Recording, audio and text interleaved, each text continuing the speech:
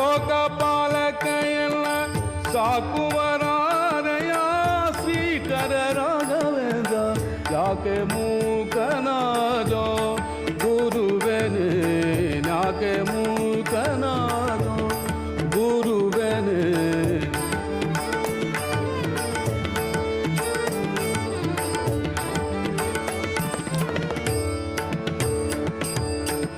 ಹಿಂದಕ್ಕೆ ನೀಯನ್ನ ಮುಂದೆ ತುಳಿದಾಡಿದಿ ಮಂದಿಯೊಳಗೆಯನ್ನ ಮಂದನ್ನ ಮಾಡಿದೀಗ ಬೇಕಾಗದಿದ್ದರೆ ಇನ್ಯಾರ